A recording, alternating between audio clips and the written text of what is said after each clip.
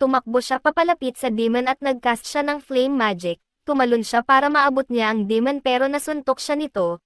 Habang nakasuntok sa kanya ang beast ay nagcast ulit siya ng spell para mabalik niya ang beast kung saan ito nanggaling. Nagsimula ang lahat sa isang convenience store. Isang araw, habang siya ay naglalakad sa kalye, nasaksihan niya ang isang krimen na nangyayari. Ang isang kriminal ay nagbabanta sa isang babae o bata. Nang makita ito, nagdesisyon si Kazuya na makialam upang pigilan ang kriminal at protektahan ang biktima. Habang tinangka ni Kazuya na pigilan ang kriminal, nagkaroon ng komosayon at sa proseso, aksidenteng nasaksak si Kazuya ng kriminal. Ang sugat ay naging sanhi ng kanyang agarang kamatayan. Sa kanyang huling sandali, ipinakita ni Kazuya ang kanyang kabayanihan sa pagtangkang iligtas ang iba mula sa panganib. Nagising siya sa isang magandang kwarto habang nakahiga siya sa kama nito. Akala niya ay nakaligtas siya at nasa private hospital lang, pero nang tumingin siya sa paligid niya ay nakakita siya ng maid at isang hindi kilalang babae. Masaya silang maayos na ito, pero hindi niya pa rin maintindihan kung bakit tinatawag siya ng mga ito na Master Cain. Hindi alam ni Sheena ang mga nangyayari at hindi niya kilala ang mga babaeng ito. Pagtapos nitong kumalma ay naumpisahan na niya na intindihin na sa kanyang katawan ang nakikita niya sa reflection ng salamin, at sinabi ng babae na isang linggo na siyang walang malay pagkatapos magkaroon ng lagnat. Iniwan siya ng dalawa para paghandaan siya ng pagkain, at habang nakatingin siya sa salamin ay naiintindihan na ni Sheena ang mga nangyayari. Na-realize niya na siya na ngayon si Cain na anak ng isang noble. Pinangarap niya din na mag-reincarnate siya sa ibang mundo na katulad sa light novel para magawa niya ang mga hindi niya nagagawa sa dati niyang mundo. Tinignan niya ang loob ng kanyang pants at nahuli siya sa ganoong pwesto ni Sylvia at tinignan siya nito para makita kung nakaihi ba ito. Pinakain siya ni Sylvia at kinukwentuhan tungkol sa buhay niya. Nalaman niya na pinanganak siya bilang isang noble na pinamamahalaan ang Gracia Territory at siya ay pangatlong anak ng namumuno sa Silford. Kinarga siya nito para padighayin. Nalaman niya din na mayaman ang pamilya nila at meron siyang dalawang kapatid, isang babaeng kapatid at isang stepmother.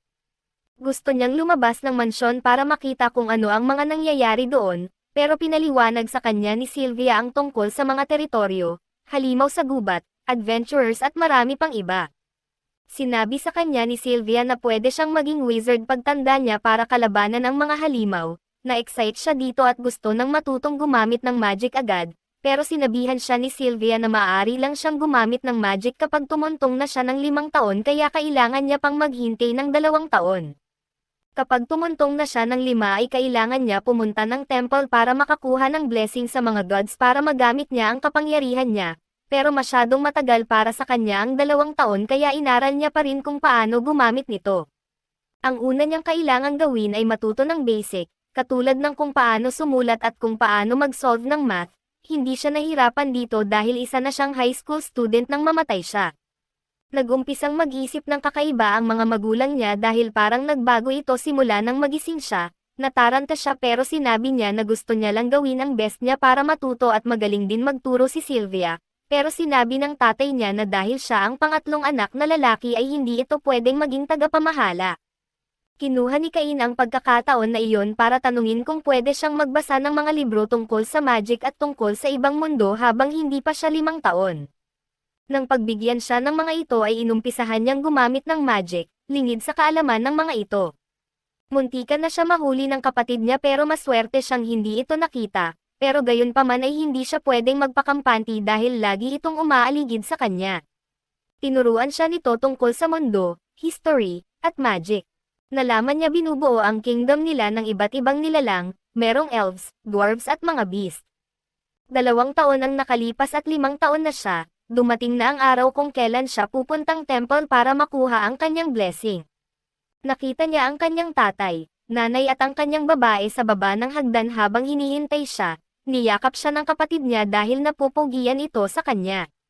Lumabas silang lahat sa bahay nila at sumakay sa karwahe na magdadala sa kanila papuntang temple. Masaya si Cain dahil makikita na niya ang kanyang magic status. Tinanong niya ang kapatid niya kung ano ang itsura ng status screen at pinakita ito sa kanya ng kanyang kapatid. Tinignan niya ng maigi ang profile nito at nakita ang magic level nito. Nakita niya ang title nito, Na-obsessed sa kanya na ikinahiya niya kaya tinanong niya na lang ang tungkol sa bawat level 2 na magic level na nakita niya at ipinaliwanag naman sa kanya ng tatay niya ang tungkol sa magic level. Sinabi nito na blessing iyon ng mga gods at ang range nito ay nasa 1 hanggang 5. Maya-maya ay nakarating na sila sa temple, pumasok sila sa loob at inumpisahan ang ritual, nagbanggit ng incantation ang pare at naghintay ng maigi si Cain para malaman ang kanyang magic status. Nang biglang makadinig sila ng tumawa at nakakita sila ng nakakasilaw na liwanag sa estatwa ng mga gods. Sa ilang segundo ay binuksan niya ang mata niya at na-realize niya na nasa mundo siya ng mga gods. Sinabi ng mga ito na masaya silang nag-5 taon na si Cain dahil matagal nilang hinintay ito. Tinawag siya ng mga ito gamit ang kanyang tunay na pangalan na Sheena. Pinakilala nila ang mga sarili nila sa kanya at pinaliwanag kung paano siya napunta sa mundong iyon. Sinabi nila na mali ang pagkakamatay nito at hindi pa ito dapat mamamatay, madadapa dapat ang kriminal habang tumatakbo at mahuhuli ng mga taong bayan, pero nagdesisyon si Sheena na maging hero at pinigilan ito kaya siya namatay ng walang dahilan. Naisip ng mga gods na mabait siyang tao kaya nagdesisyon silang i-reincarnate siya sa ibang mundo. Plano sana nilang itago ang alaala niya sa kanya para hindi siya matroma sa mga pambatang gawain katulad ng pagpapalit ng diapers at breastfeeding, pero bigla na lamang siyang nagising ng mag-3 taon ito. Pero pinasalamatan pa rin sila ni Cain dahil binigyan siya ng mga ito ng oportunidad na maalala ang dati niyang memorya. Wala siyang kahit sinong kamag-anak sa kanyang orihinal na mundo, at dahil sa alaala niya na iyon ay mas pinapahalagahan niya na ang pamilya na meron siya ngayon. Lumapit sa kanya isa-isa ang mga gods para bigyan siya ng blessing at ipinangako na magkikita pa ulit sila.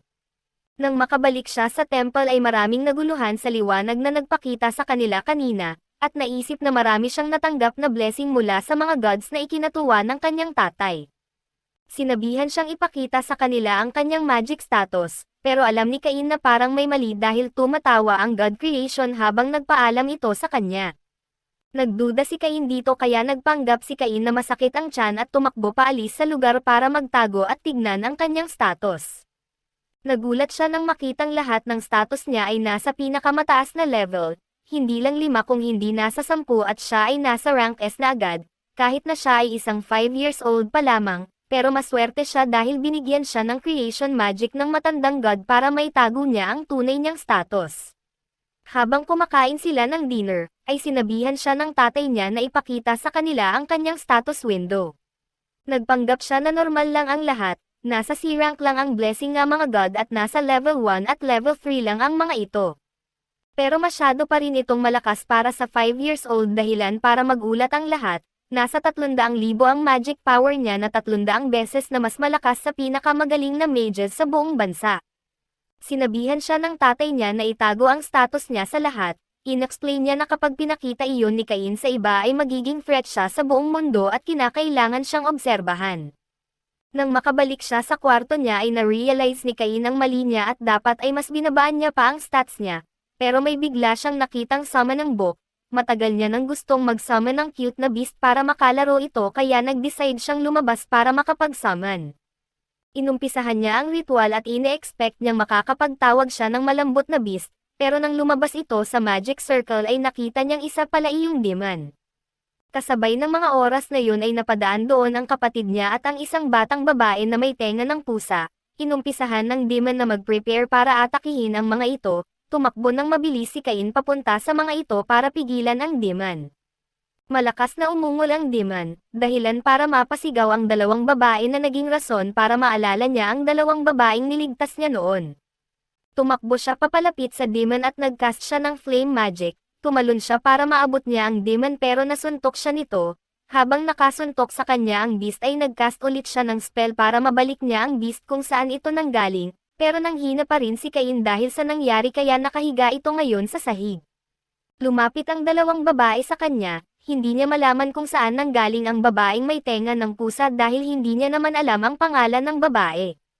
Nag-umpisa na maluha ang kapatid niya at naisip niya na mamamatay ulit siya, dahil sa pagprotekte na naman sa 2 babae at hindi man lang siya nagkaroon ng chance para mahawakan ang tengang pusa ng babae.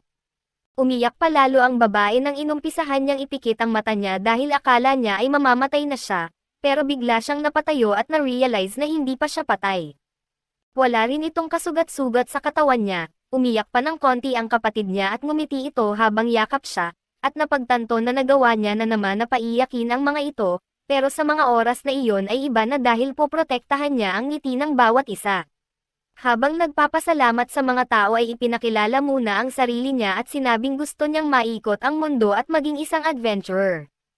At dito na magtatapos ang ating unang kwento. Kung gusto mo ng ganitong video mag-like at subscribe na. Gagawa pa ako ng maraming video. Salamat!